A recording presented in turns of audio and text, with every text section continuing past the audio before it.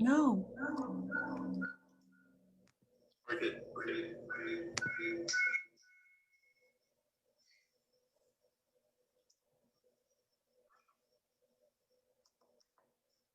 Hello, everyone. My name is Katie Better. I live here in Florida, and I teach American Sign Language at the college level. Tonight, we have a deaf panel. First, I want to thank Rosa for having me and for hosting this event. Tonight's event is a multi-generational deaf panel. We're going to look at changes in the deaf community over the last 50 years. As for our format, we'll begin with introductions, and I'll begin with Yari. In your introduction, please state your name, where you are from, your age, how you communicate with your family and how you communicate with the community you live in, a little bit of your family background, your current profession, and that should sum it up. We'll start with Yari. Go ahead.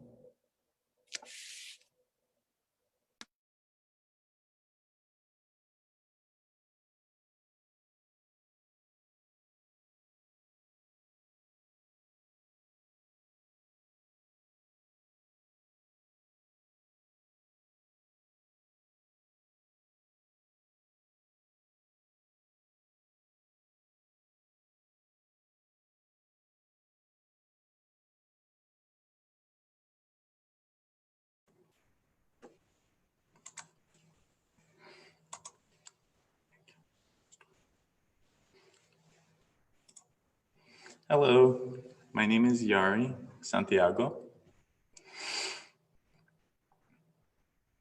How I've communicated with my family was mostly speaking orally through Spanish, and some of them are able to sign, some of them aren't.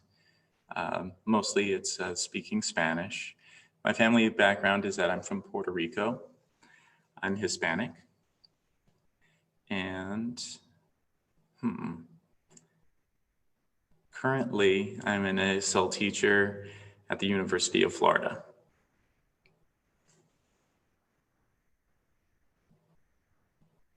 All right, Katie. Sarah, your turn.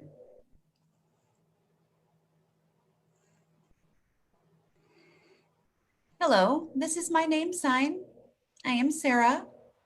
I was born and raised in Florida. It's difficult to find any homegrown Floridians, it seems, since we have so many transplants in our state. I have a deaf brother, deaf niece and nephew. If I tell you our names, the last name on my side of the family is the Weavers, and many of us did graduate from the Florida School for the Deaf and Blind. I just joined Medicare. That should reveal my age. I'll be 65 next week. My family background, both of my mother and father are hearing, and they used gestures in the home to communicate. My mother used ASL and recently moved in with me. But it's so nice that my parents were able to learn sign language so that I could communicate with them. Currently, I work at Hillsborough Community College, HCC, as an ASL lab tech, and I am also a deaf interpreter. Not yet certified, but I do a lot of work in the area. I have taken the written exam, still waiting for RID and CASLI to revamp the deaf interpreter certification, which is my next goal. That's all for me.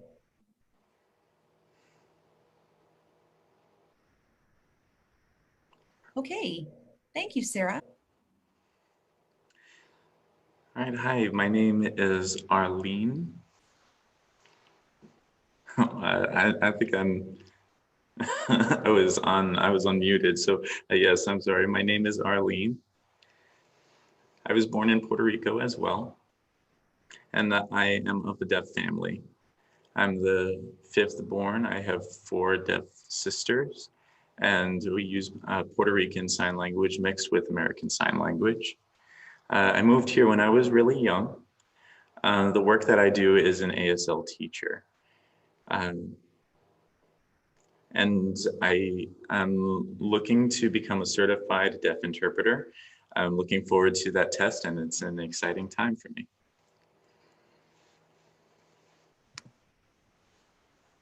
Okay. Next up, Jason. Hello, my name is Jason Hurdick. I live in North Carolina. However, I was born and raised in New York City, the Big Apple. I went to the Litzinger School for the Deaf. And I was born to a hearing family, and my family did not learn sign language. I actually was educated orally using spoken English on the mouth, on the lips. So naturally, my parents followed suit. To this day, they do not know any sign language, so communication can be frustrating.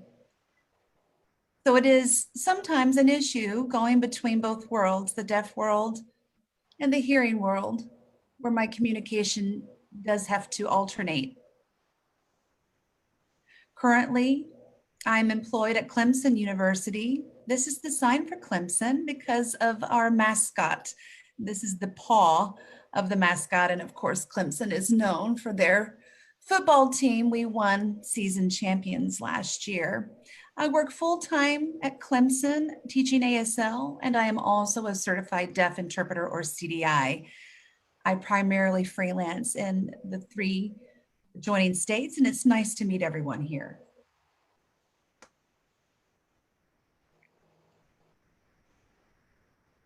All right, now on to Maurice, please. Hi, yes, my name is Maurice Ebenchuchan Jr. The chat is popping up and I'm just making sure. Okay, yeah, they were asking for us to unmute, and I don't need to unmute myself because I'm deaf. I don't need to speak. Either way, yes, my last name is Ebenchuchan, and I'm junior, MJR, MA junior, and so I have grandparents that are deaf. I have a large amount of deaf family, 4 sisters. I've got hearing brothers, and then I'm one of the middle children. We've got of the 5 children, there's 2 that are hearing, and so I went to school at St. Augustine, the FSDB, Florida School for the Deaf and Blind. And so I work at FCD currently, the Family Center on Deafness. And I work with youth and family support. And so I've been enjoying it. I've been enjoying it. It's a good living, and I like being here. So I don't know if I'm missing anything, but I guess that's it for now. Excellent. Who's next? Taylor.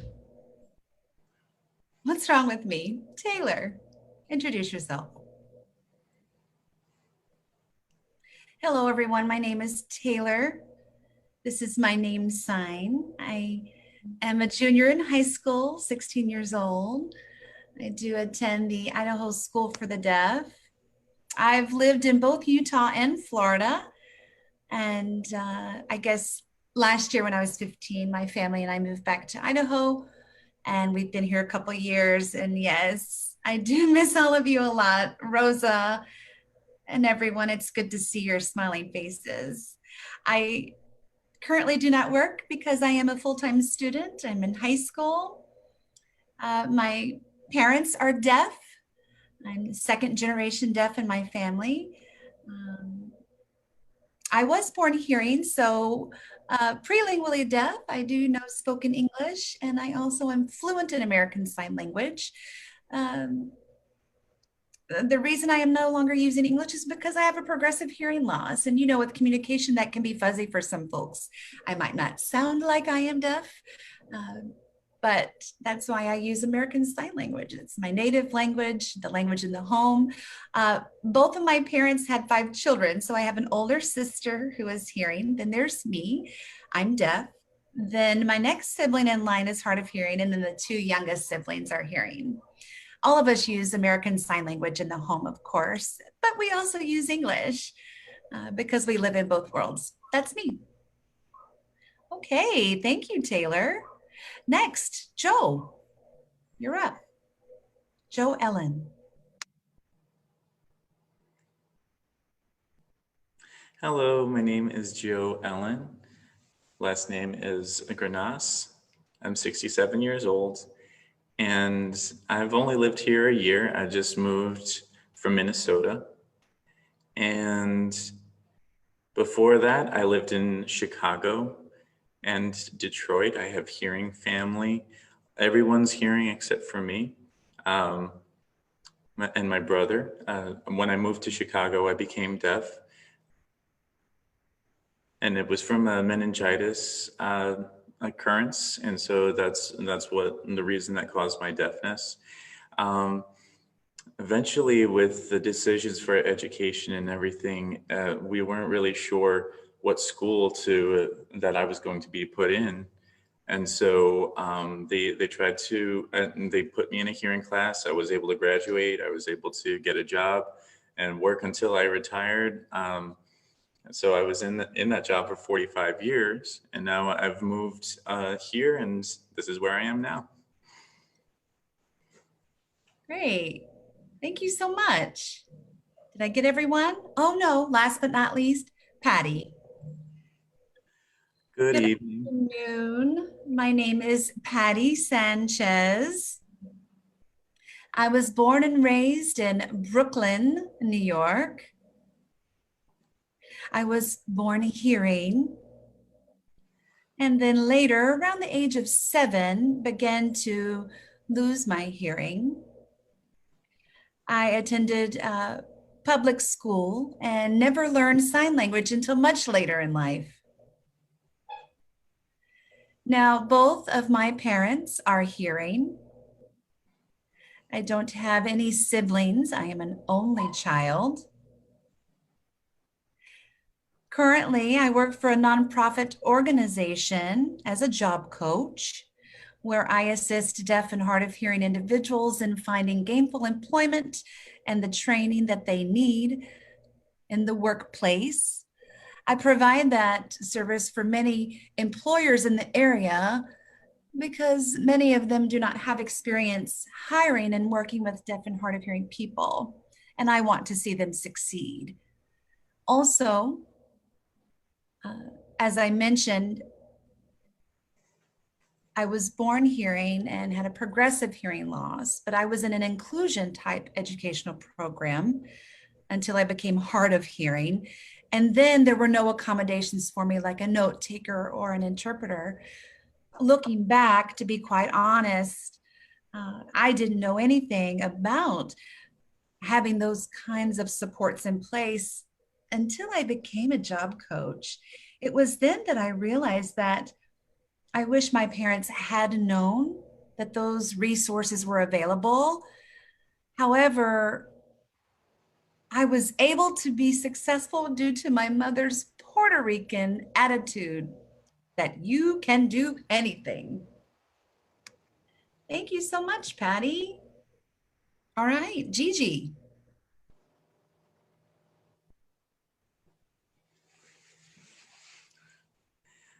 All right.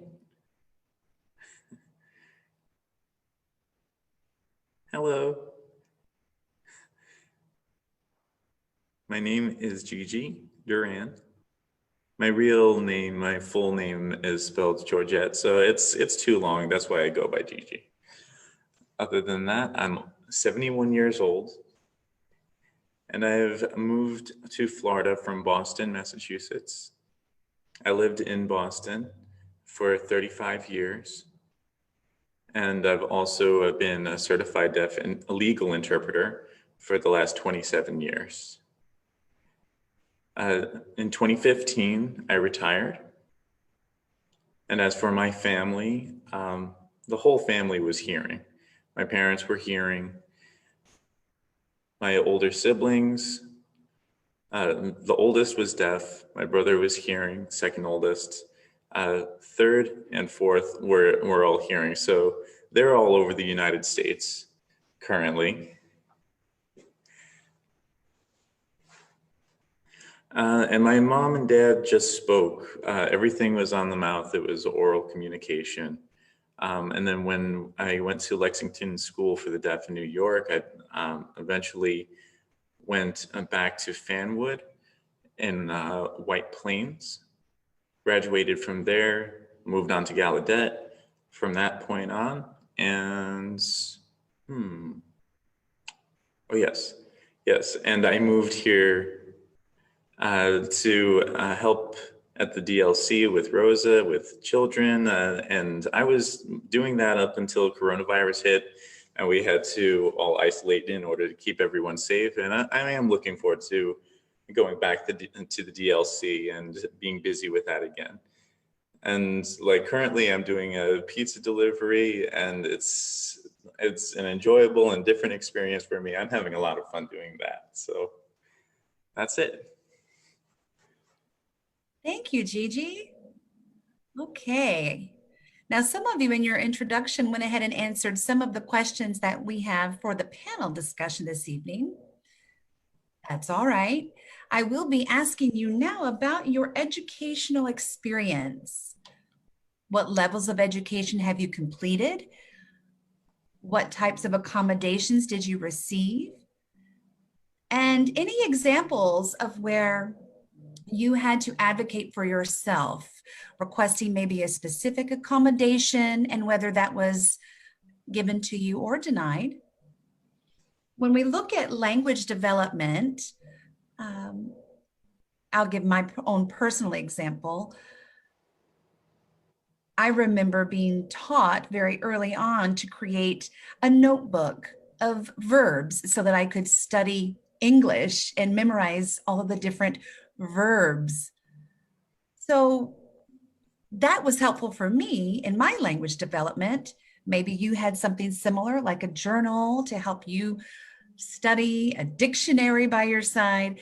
Those are the kind of examples that we'd like you to mention. Yari, we'll start with you.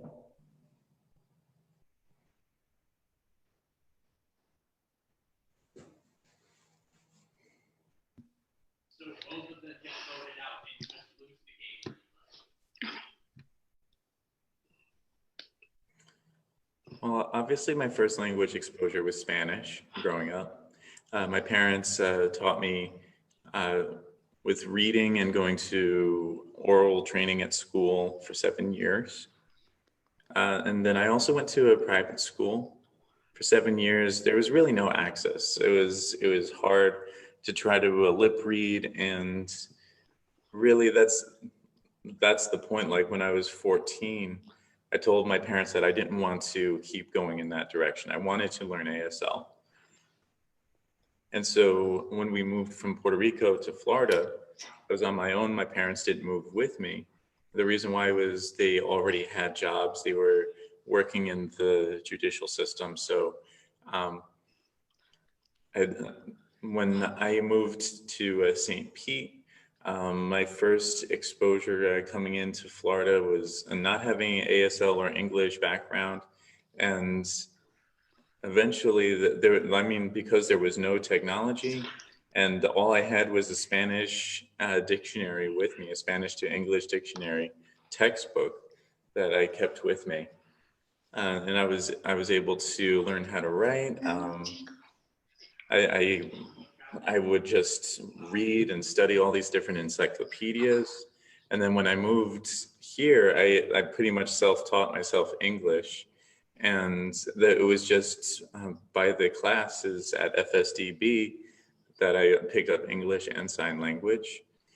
And I was valedictorian. Eventually I moved to Miami, the University of Miami program. for computer certification. Was able to work with that for many years. And then later on, I decided to go to Gallaudet University, get my degrees, and to focus on cultural studies, deaf cultural studies. That's what I've been doing. And being able to read and write English and Spanish, I can communicate in several different languages now. But sometimes I do see it to be a real challenge in English, especially. And I feel like Spanish is the easiest, and then I've got sign language. English is the challenge. Thank you so much, Yari. Sarah, how about you? Well, as I mentioned, with my parents, when they found out that I was deaf, I was around the age of 2 or 3. I don't remember exactly when, but they had decided to hire a retired teacher from Boston, Massachusetts, who had taught deaf children orally. So I also was reading lips, had a very difficult time understanding communication only on the mouth. But my parents had hired this teacher. They had paid out of pocket for her services. And because communication was not working, they decided to discontinue that. Now, my father was a fisherman. And of course, he had his own boat at the marina. And there was a deaf couple that also had a boat at the marina. My father ran into them one day and kind of waved, and the couple invited them onto their boat, their cabin, and they began to write back and forth. And that's when he told them he had a deaf daughter. He asked them what to do for me as far as my education. And that's how I ended up at the Florida School for the Deaf and Blind at the age of 5. I remained there until I was 12, when my father decided that FSDB wasn't for me anymore. He pulled me out um, because my father, unfortunately, was racist. I don't need to go into detail with that, but that's why he brought me back home, where I attended public school. And you know, the laws we have today, like IDEA, those did not exist during my time. So I had no accommodations like interpreters or note takers. I sat in the front of the classroom and read my teacher's lips. Now, I will never forget, I had a science teacher who had lots of facial hair, a pretty full mustache and beard, and he was difficult to lip read. And so I did have a friend who became my note taker for me. She was also a friend of the family. We grew up together, and my family knew hers. So she would often help me, especially in science, with this one particular teacher. Now, my grandmother also happened to work at my high school.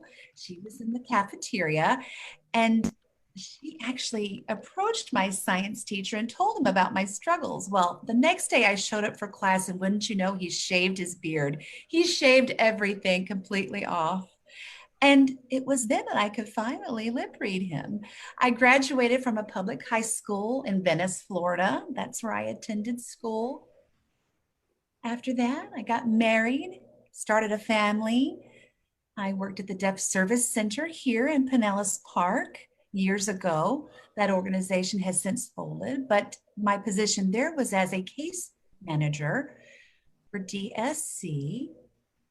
And at the time, I remember it was brought to my attention that I didn't have a degree. And so the administrators there said, you have a choice: further your education or you'll have to leave this position. That's when I went to Springfield College in Massachusetts. There was a small, or I'm sorry, I got my degree, my bachelor's degree there. It was an extension of the college and at SPC. And then I worked and remained in the professional field for 30 years. I changed positions. I did start out as a case manager, but you know, the burnout eventually got to me. And then I told you I am at HCC now, and I am a deaf interpreter, but 30 years working in the deaf and hard of hearing community, and with ASL and English, I decided to be an interpreter. Thank you, Sarah. Thank you so much. Arlie?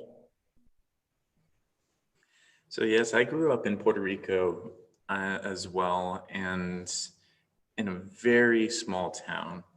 There were no deaf people to speak of, no access in school. And something that I did find interesting, that my mom's family was very supportive of sign language, Puerto Rican Sign Language and ASL. And the family, but the father's side would support speech therapy and oral training. So I had to bounce back and forth between signing and between speaking. And my father's mother really was encouraging me to try out the speech therapy, the oral training, to go to a school and see if that would work. And it wasn't working. I mean, I wasn't happy. My father didn't want to uh, keep on, I didn't want to keep on just trying to speak at my father. I just wanted to learn some sign language by the time I was 7 years old.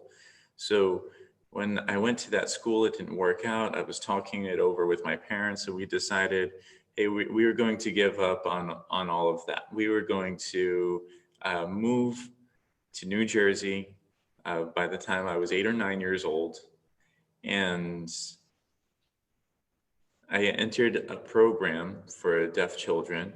It was a non-dormitory, so we would have to go back and forth from home to school.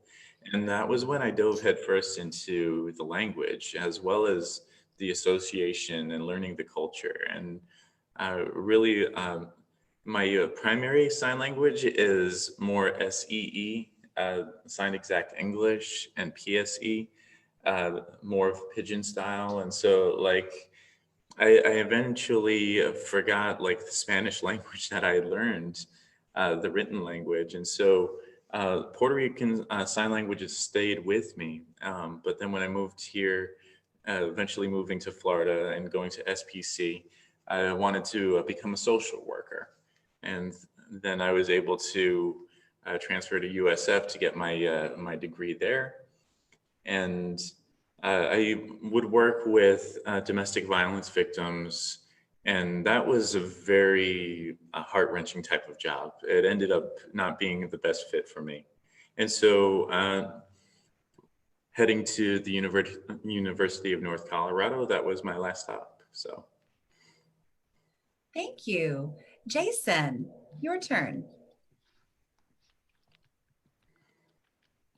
As I mentioned, I went to the Lexington School for the Deaf, and obviously their philosophical approach to education, yes, has changed over the years. I attended there during the 70s, and I recall when I was first enrolled there, it was oral education all the way. And I can remember being in the classroom, sitting in a semicircle with my peers and learning to read lips. The superintendent at the time was a CODA, or a child of deaf adult, and was fluent in ASL.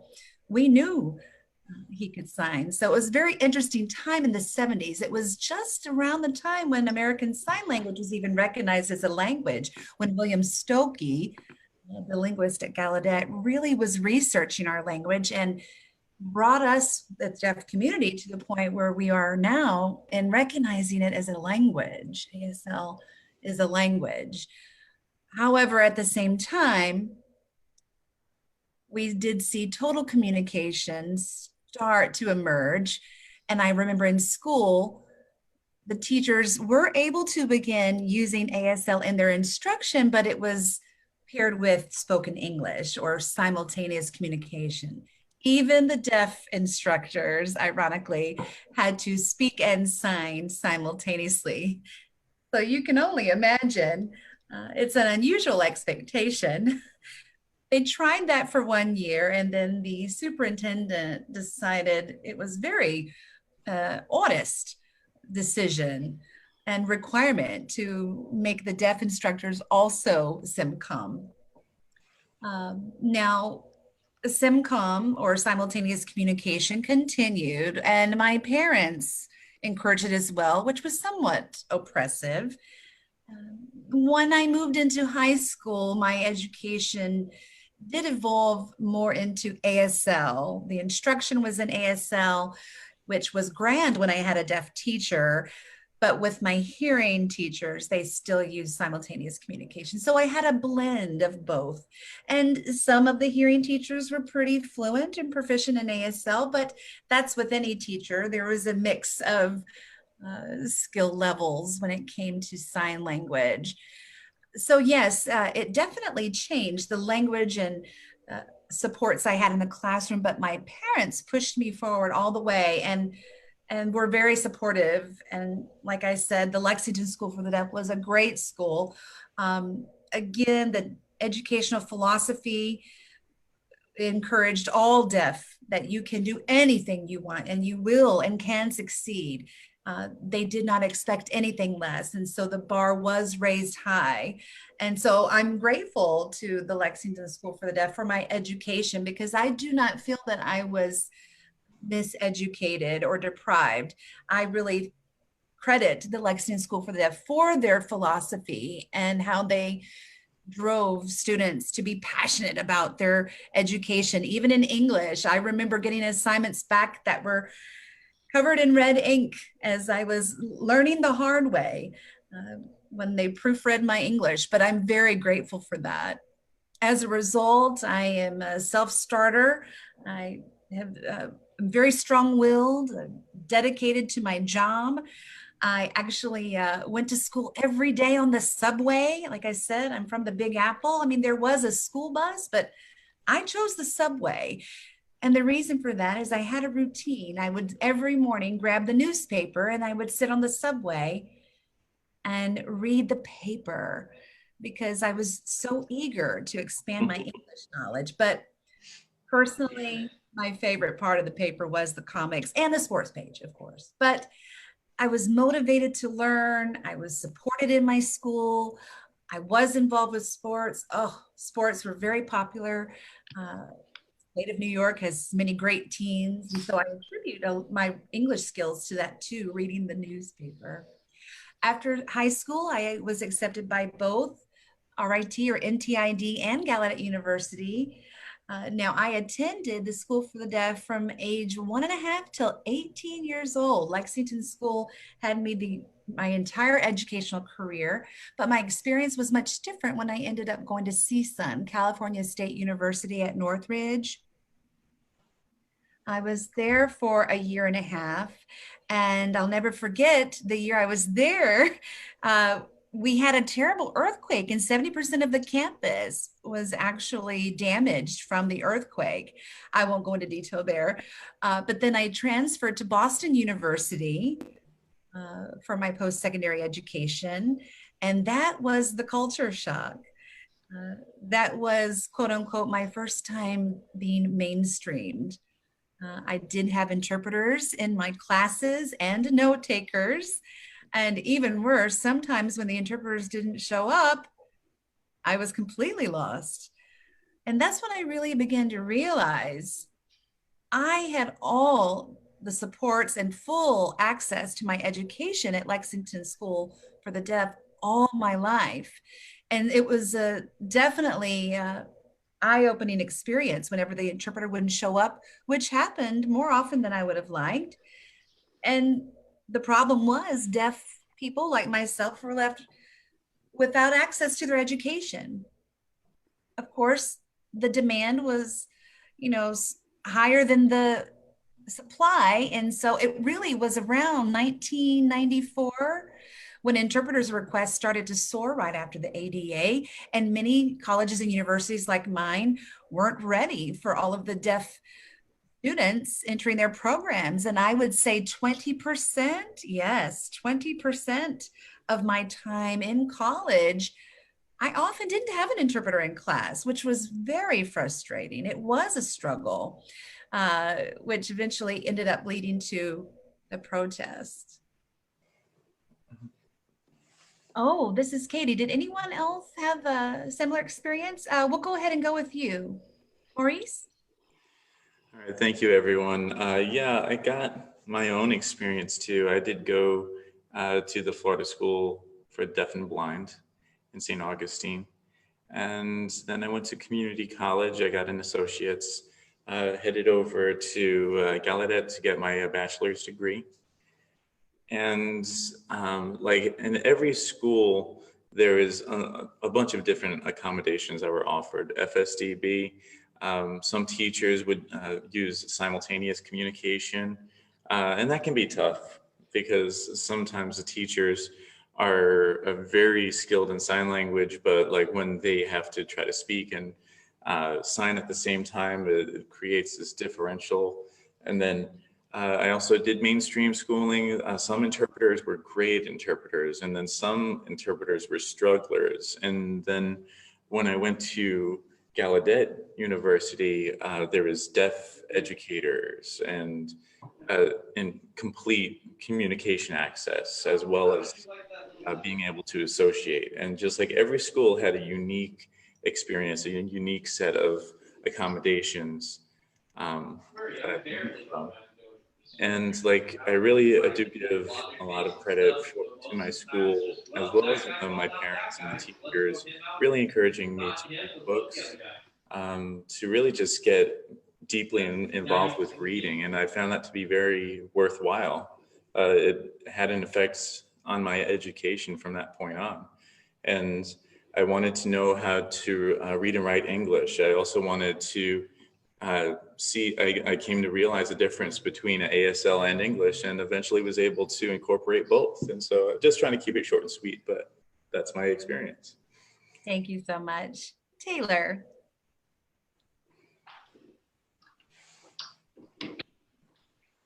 Well, hello again. So I'm a junior in high school, and so I'm still receiving my education. I have been to many different schools. I have often been the only deaf student in the programs, mainly inclusion. It was around the third grade that my hearing began to really become a struggle for me. And I remember my mom was the principal at the school for the deaf in Utah. And I would often go to school with mom, and I remember being able to hang out and use ASL with some of the other kids there. When I was 9 years old, we moved to Florida. In Florida, they did not provide me an interpreter. I was in fifth grade, but I did have an FM system where I had a receiver that I wore, and the teacher wore a microphone so that I was able to attend and hear what he or she were saying. I also remember that year there was a new deaf program. I moved to that school, and there I was able to get an interpreter. And I remember being really excited that I would have an interpreter finally when I got into middle school. But I remember the interpreter was quite older than me and signed really slow and really wasn't a language match. So again, my parents got involved, and then it was interesting because the first interpreter, I ended up with their wife, the second one, and it still wasn't a good language match.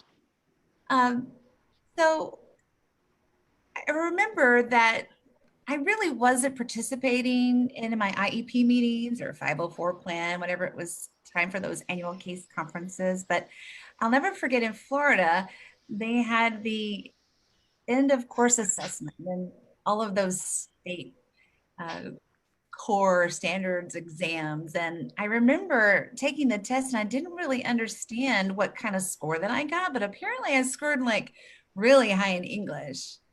And I'll never forget my teacher said, "You scored really well for a deaf person." And I was like, 7.5 and everyone else is hearing. And wait a minute, is this a pity party? Is that how you view me?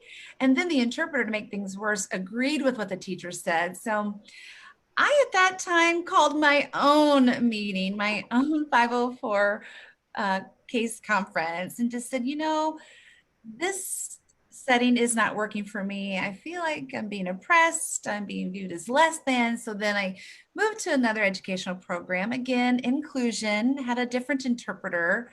And during sixth, seventh, and eighth grade, I was involved with FCD, Family Center on Deafness, DLC, Deaf Literacy Center. So those were good social opportunities. And fortunately, my education, the supports I needed fell into place.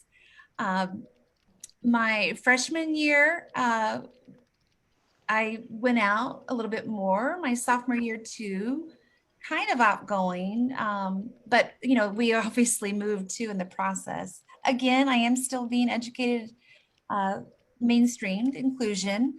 Now the principal at the school I'm at in the last 2 years has always kind of kept an eye on me. I feel like I'm a target. I don't know if they think that I'm going to cause any trouble or what they think. But I remember telling my mom, and we decided to call a 504 case conference.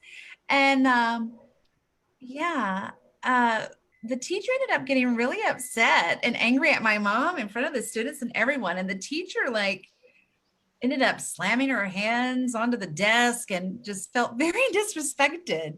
That was my freshman and sophomore year, which was I don't know, kind of embarrassing. I thought high school was going to be cool and I really liked this school, but it ended up not working out. And then I ended up getting in trouble.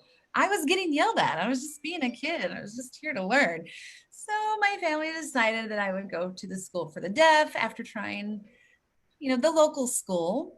That transition to the school for the deaf in Idaho, where I am now, was different. I'd always been a part of the deaf community, but never been to school full time, like at a deaf school, full inclusion. Now I'm doing dual role enrollment. I am still in the public school for some classes, half of the time, and in classes at the deaf school for the other half of my time. And I've enjoyed my educational journey so far. I've learned a lot, and I'm looking forward to graduating and moving on with life. Thank you, Taylor. Joe, would you like to share?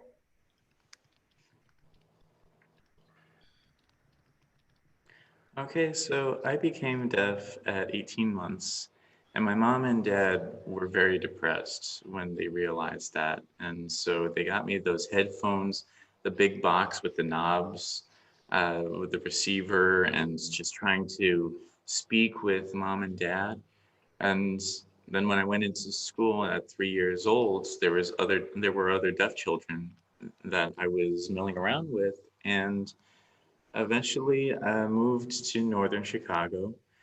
There was another deaf group, another deaf class that I came to learn how to use oral communication with, but not sign language. And so um, I had to wear that receiver and wear my headphones and everything and just keep dealing with that.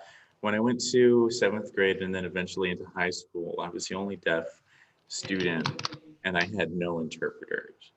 And so the teachers knew I was deaf and they knew that I was trying to lip read. And then in seventh and eighth grade, after that, I'm in high school and I'm still without an interpreter and still the only deaf person in that school. And so I'm just making my way through it all until 1973 when I finally graduated from that high school. I just was so done and ready to move on. And I had no connection to the hearing world. I was the only deaf person in that hearing world. I mean, I was aware of other high schools and other deaf students, but it was a very negative experience for me. Um, Having no interpreters, I survived. And I was able to get a job, but I wasn't able to go and get any higher education than that. I mean, like, my job would sometimes offer me uh, some classes through the workplace, but then I just did all that until I retired. But thank you, Katie. Excellent. Thank you, Joe. Thank you very much. Patty. Well,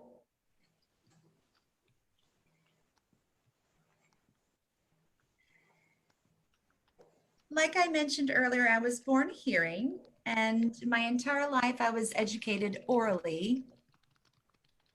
I did not not have a sign language interpreter at all in school.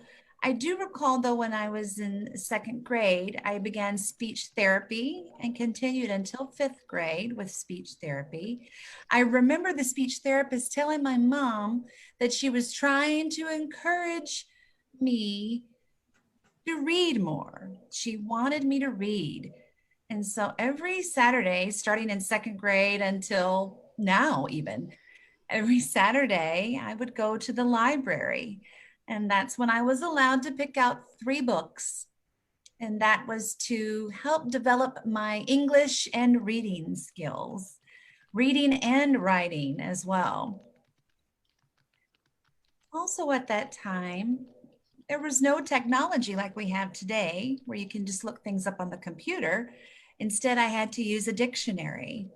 And I remember my mother would even ask me certain words, or if words had other meanings, or other words that had similar meanings. And it was very difficult expanding my vocabulary that way. It was frustrating, but I was very fortunate that because my mom was on the school board in New York, um, all of my teachers never turned their back away from the class. They were always facing me and never turned away and had their back facing the class, because they knew I needed to see their mouth, that I can read the English on their lips. And yeah, sometimes I would be pretty smart, meaning that I would always look for the nerds in my class. I wanted to know who the smart kids were, because look over, and I knew they would be the best note takers, especially if they were already copious note takers for themselves. And I knew they were the smartest one. And it's funny because it worked out beautifully. I always got the smart ones to be my note takers. But there were no other deaf and hard of hearing in my school, yet I learned to stand up for myself. My parents always taught me that being deaf didn't mean that I needed special treatment, that I was no different than anyone else. And so if I had to work a little harder, then I needed to fight for it. I needed to fight for whatever I wanted. And that's kind of how I carried myself throughout school. I have been an oral deaf person my whole life. My education in college was that way as well. I have a bachelor's degree in accounting. I have my MBA. I got my master's in business administration uh, with a concentration in human resources. So that's me. Katie? Thank you so much, Patty. Thank you. Next, Gigi, would you like to add?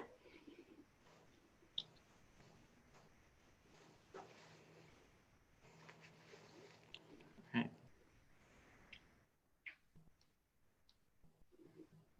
Okay. I grew up in New York. I was born in New York as well. And how did I develop my language skills? It was my father was a police officer, and many times he would show me the headlines. I would open up the newspaper and ask about what these headlines were, and he would really ingrain them into me, what they meant and what they were talking about. And eventually, I was picking up more and more language through that. I loved reading comic books as well, and like the pictures with the text, just that matchup. And then I did eventually transition into reading books. And then when I was in Lexington School for the Deaf, I just had this wonderful teachers. That was a great time in Lexington to be able to read and then to become used to reading, to become acclimated to it. And I told my parents that Lexington had become too easy at that point. And so I wanted to go to a more challenging school. And so they said, okay, let's head over to Fanwood. Lexington School was a lot more oral based at that time. And my parents were very oral as far as their speech communication. Um, And a lot of the students in Lexington were older, and I would see them using sign language, and I saw them mouth the words sign language at one point. They taught me the ABCs, and in 5 minutes I memorized the ABCs. And then after that, I went over to the deaf school in Fanwood, and most of the teachers, most of the faculty were deaf, and there was no need to call in interpreters. The hearing teachers that were there, 10% of them were fluent in sign language, and so they transitioned over to Fanwood White Plains and were so fluent in American Sign Language. And that was English was my primary first language, and then eventually I added more language as I was getting older, and sign language. And eventually I joined like some reading competitions, and it was just all of those years that I experienced a push to get to the highest level as I could. And like Maurice said, there's different accommodations per school. And I was lucky that I was in a deaf school that didn't need to have many accommodations, where I could just pick up sign language and be fluent at it. And that's my experience. That's where I'm at right now. I did go to Gallaudet, and there was required reading classes in there, out into the real world, into the working world, interpreting, Great. until I was retired. And I still read. I still read books. Awesome. That's great. Well, Yeah, and I'm also writing a play. right. I think I still read too. Yes. We're always learning, right? Learning never stops. It's a lifelong goal for all of us. Okay. So we only have it's 7:30 now. Can you stay an extra 15 minutes? Um, I believe our interpreters can stay until 8, but is everyone good to stay over another 15 minutes or so? Did I miss anyone? Oh my goodness, Arlie, did I miss you on this question? I think I did. No, no, I answered already. Oh, I, okay. I was able to answer. Yep, we're good. Sorry. Okay, thank you. All right, so next question. Actually, it's twofold. Because we only have about 15 more minutes we can go. If you could keep your answer brief, that would be great.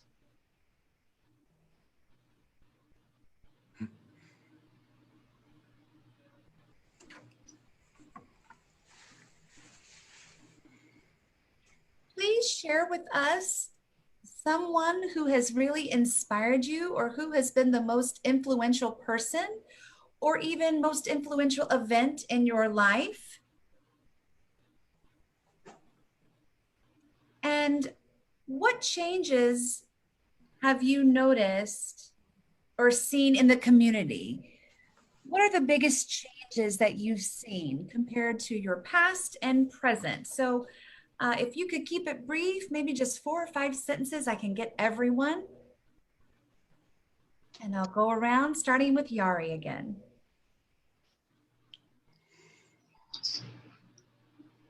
Well, definitely my greatest inspiration was my mother really encouraging me to read and have education access. I credit that to my mom. Um, and really it was not only my mom, but also the family, the other children, friends, friends of the family. Um, but it's, like especially someone like Rosa that was always picking at me and making me feel like I had to keep on going. So the changes that I'm seeing, not really so much in sign language. Like as I was growing up, I didn't have much sign language, and then eventually I started to pick up sign language, see it here and there. And then in Florida, of course, at FSDB, there is sign language all over the place. So after that, after my turn in FSDB, like I think it was maybe 1995 to 2000. And then from then on, I'm just seeing this explosion of American Sign Language in high schools and universities and college, exposure like crazy all over the place. Really anywhere you can find that they're ready to provide interpreters, or there are people that know how to use American Sign Language. And then like I keep having my jaw drop when I get to see that there's more access and more signing than I've ever seen before. Like everywhere I go, everywhere I am, I see like over in Gainesville and University of Florida, there's a sign language programs, people that are signing everywhere. And it's just growing more and more. Like when I was a younger person, there was so little of it. And I see the ASL awareness spreading nowadays. I agree. I think more of us are seeing people in our community learning sign language, so that's nice. Arlie, did you want to share?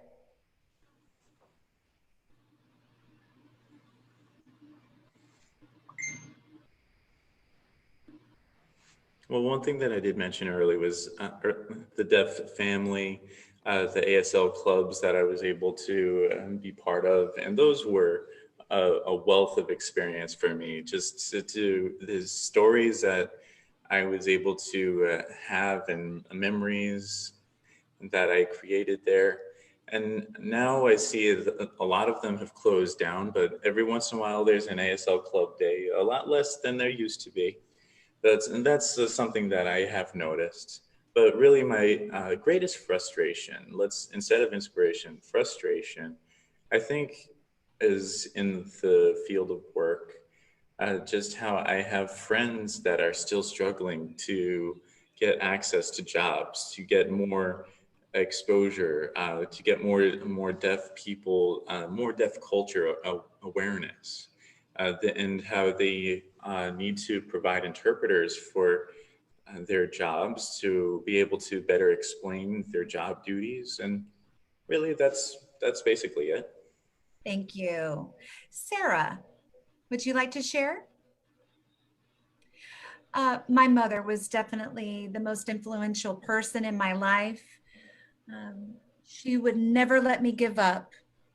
She never let me quit. When it came to school, she made sure that I persevered and got the appropriate education I needed. After I graduated, I remember I went to work as a case manager at the Deaf Service Center, and I remember the administrator there was a CODA, and he was also very influential on who I am today. The changes that I have seen, I would have to echo what Arlene said. Our deaf clubs have definitely disappeared. I see the younger generations in the deaf community more relying on technology, but they're really missing out on a lot. If they could just look up from their smartphones, if they could just take a moment. I don't like that. Maybe I'm old fashioned, but just a moment of your time. Taylor's saying, I agree. I don't know if you can see her, but Taylor agrees. She's of that younger generation. I wish we could go back to the traditional deaf clubs and that interaction. Okay, Jason. Well, the most influential person, I'd have to say, oh, am I on? Is not necessarily a specific person. I would have to, though, thank all of the deaf teachers that I had at the School for the Deaf. They were all excellent role models, and I'm very grateful to everything that they taught me, and they just modeled that I could do anything I set my mind to. And that is why I am the successful person I am today. I've been able to achieve whatever I want. You know, back in the day, if you will, I have to agree what everyone else has said. I miss the school of the deaf clubs. I'm a former president of one of the deaf clubs where I lived. And I enjoyed going to the deaf clubs and learning from the older generations and the sharing and passing down of stories. That is how we keep our culture alive. But now that element is missing in our culture. Who is sharing and passing down those stories, those tall tales, those legends? We have to be a little bit more creative. I know I have tried to spend more of my time. And you're right, technology, we've got TikTok, Instagram, Facebook competing for our attention. And so I've had to jump on the bandwagon, to be quite honest with you. I decided to uh, create a TikTok, open an account, and um, we also have Starbucks. Those are ways to get folks together. We have a ASL night here. We all get together at the Starbucks. And the first one that I hosted, we had 300 deaf people, and we average about 300 every month. And that has become our new deaf club. Deaf club. We meet up at Starbucks every month so that we have that outlet. Um, Again, looking at the past and the present, um, we've had to rebuild, and that Starbucks has been where our meeting place has shifted. And it's definitely a sign of the times. It is a change, but it is with the new generations, we have to make those changes. Katie is saying, yes, that's pretty popular in other states as well. Yes, but ours here in South Carolina, 300 in attendance on average. That means we are starved for that one-on-one contact. Thank you. Maurice or MJ, sorry. Maurice Jr., go ahead.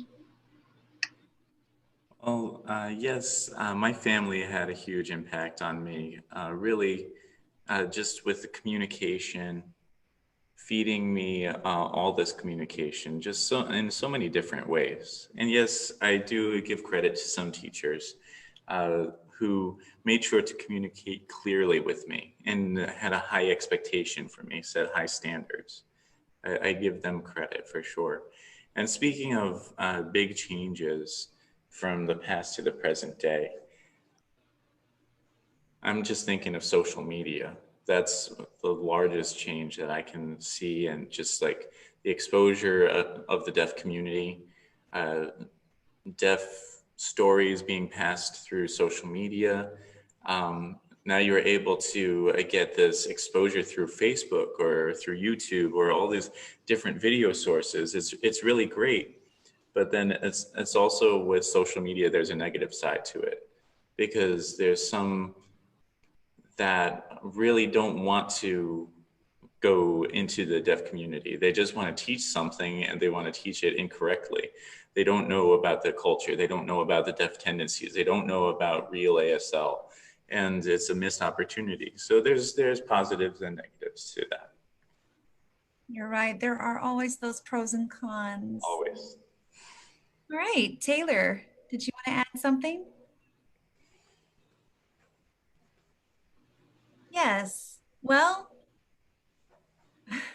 what was the first part of the question? I forgot. The most influential person or event in your life? Oh, many of you already mentioned all of the positive influences in your life. I've had both positive and negative that have shaped me who I am. Of course, the negative ones, I wish I didn't have to say. Those have been a big influence, but of course, focusing on the positive is room for growth and positive change. Of course, my parents, they taught me both that being deaf doesn't mean anything. It doesn't matter.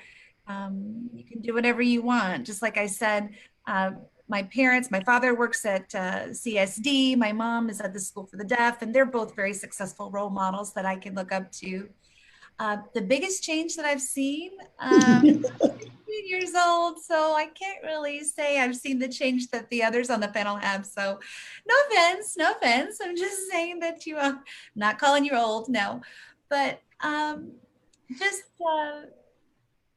I've noticed in the deaf community, my parents have shared with me their experiences. It is meeting face to face, but like Maurice Jr. said, social media is definitely changed how we interact with each other. I am a social media user. I use it a lot. And I'd always use it as a platform to create more awareness about deaf people and American Sign Language. I have got over 500,000 followers. And so I do use it as a platform to teach and educate others. And I'm not saying I'm using it for any fame or notoriety, but I want people to know that deaf people can do anything, no matter what. And even though I might have very intelligible speech, I'm still deaf, and that's just who I am. Deaf people are cool.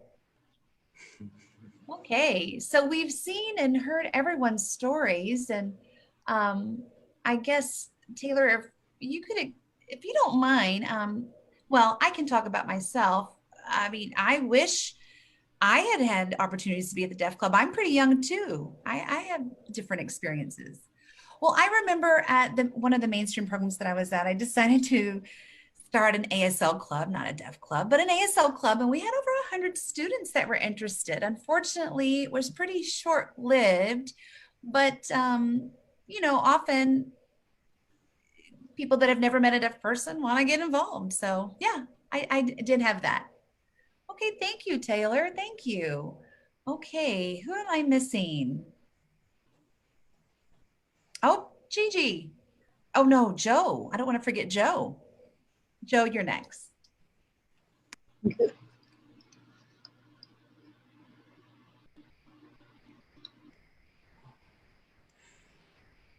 Well, the greatest influence I have to say in my life was my mom, because my parents were divorced, and she really pushed me to get through classes, to get everything done, to get my job. And yeah, I would say my mom much more so than my dad, because I didn't get to see dad very much. And now, speaking of deaf clubs and events and the like, as far as deaf clubs, it is very interesting. In Minnesota, I lived there for about 29 years, and I was part of a deaf club with, it was the Charles Thompson Memorial Hall, that is still in there. It was established in 1956. And then I moved and I became the financial advisor for the Deaf Club, and that I noticed a much larger turnout. And then in 1992, there was this huge amount, like fundraising, a huge amount of people showing up for this. And just thinking, after 17 years, I decided I was going to uh, give up that position, and focus on the other jobs that I had. And now I'm seeing, like, with the deaf clubs now, there's not as much attendance. I mean, obviously, I've heard that coronavirus had an impact, but we'll see as it opens up again. I am noticing less and less of an attendance in deaf clubs.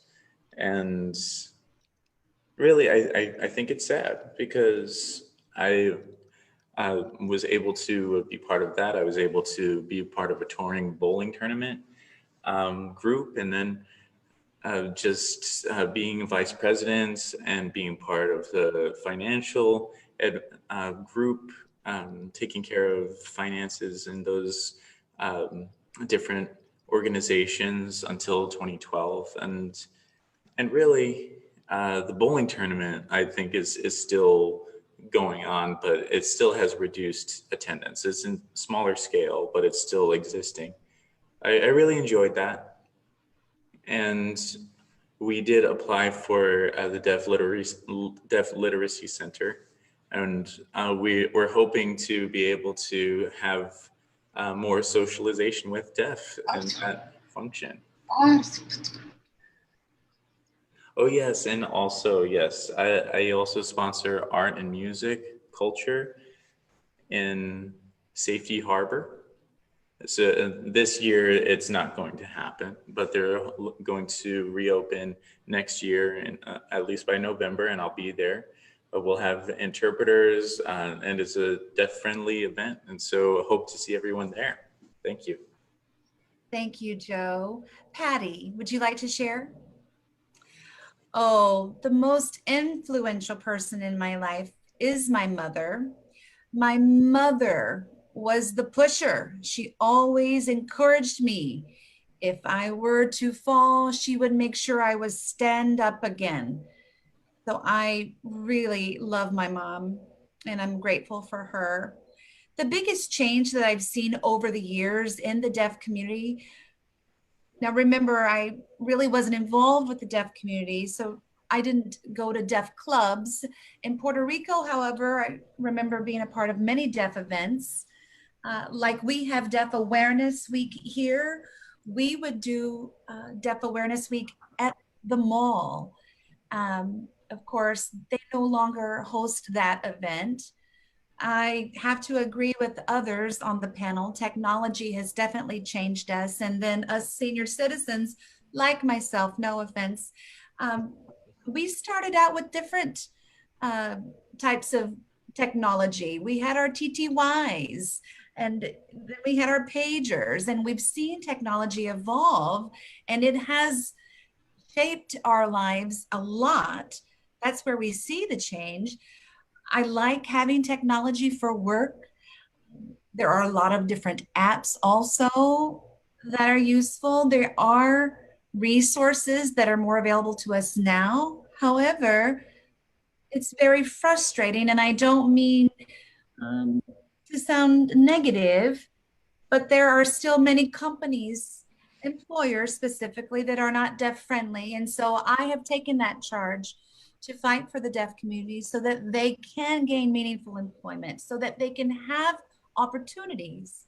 And I have to show the employers that they can, these businesses. I have to, it's who I am. We can't remain hidden. We have to show them that we too can be successful. And I think that all of us, as children, we had someone that we looked up to. And I now want to be that person. And I want to create a better life for all in our deaf community. Thank you. Last and the best, Gigi, take it away.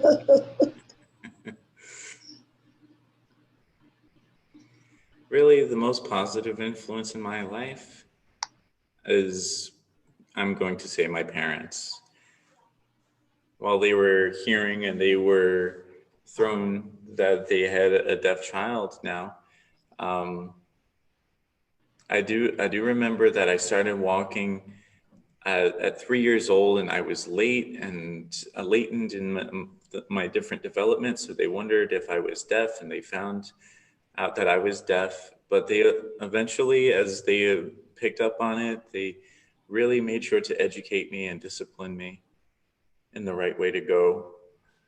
The changes that I've seen for sure, as a 71-year-old, I've almost lived um, three quarters of my capacity, and it's just like 3 quarters of a century. I'm sorry, where I don't know, with the younger time period where I would just see um, that there were these different clubs, different events that we were able to have, different chats, different poker nights, and eventually they all closed down. I just, it was just like the deaf felt the need to be involved, to be with each other, to touch things, to be tactile and actually experience things. And now it's like a disconnected social media type worlds or a virtual world now, where it feels like it hurts deaf culture. I'm not saying that it's a completely negative thing, but texting for short responses, hey, I'm just going to meet you over here, just send a text and that be it. That would be fine. But like texting for 2 or 3 hours instead of being able to use a video phone to be able to communicate.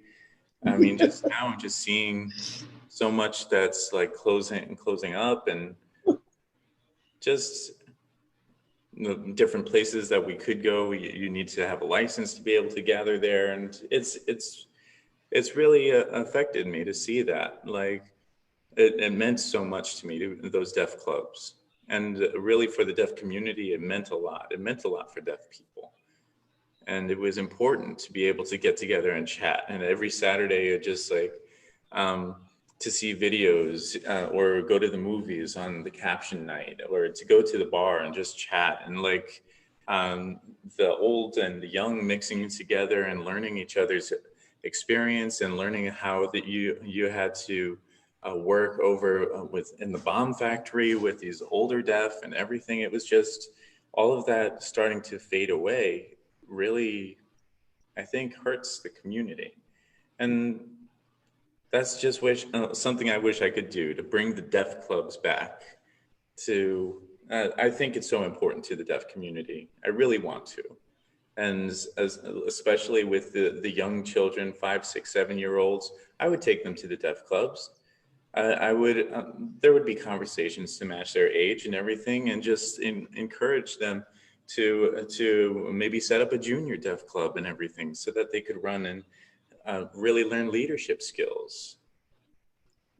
Texting right now. I agree.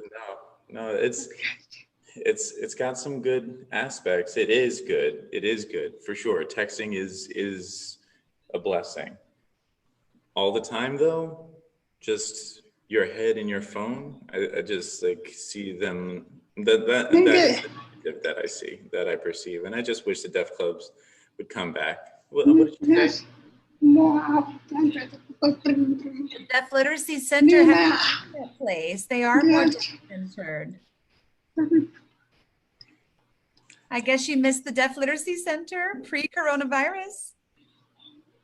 Oh yeah, no, that was something that I was speaking about, how I wanted to be able to have a deaf club to support the deaf community. And Joe Allen, Steve, Rosa, Charles have been working to try to get something going and to get started with that, like the Deaf Bowling League. And that's just like to be a fundraiser. It's just something like that. Thank you. Thank you so much, Gigi. Thank you. Well, I think it's time for us to wrap up. Thank you so much for joining us, for answering the questions posed to the panel and sharing your experiences. Parents, I see your parents were heavily involved in your life and were the most influential people, the ones that encouraged you the most. I know my parents were as well. They definitely were key players in our lives, not just for me, but for most of you. Well, thank you all so much for your time. Thank you for our interpreters who were interpreting from ASL to English tonight. We want to thank the Deaf Literacy Center. Their next event is the Hispanic Heritage Deaf event. It will be again on Facebook Live. So watch for an update on that event and others in the months to come. As you know, you can find those details on the Deaf Literacy Center Facebook page. Well, that's everything. It's a wrap. Thank you all for your time. Good night. Thank you. Thank you. Have a great night. Take care. Thank you. Bye-bye.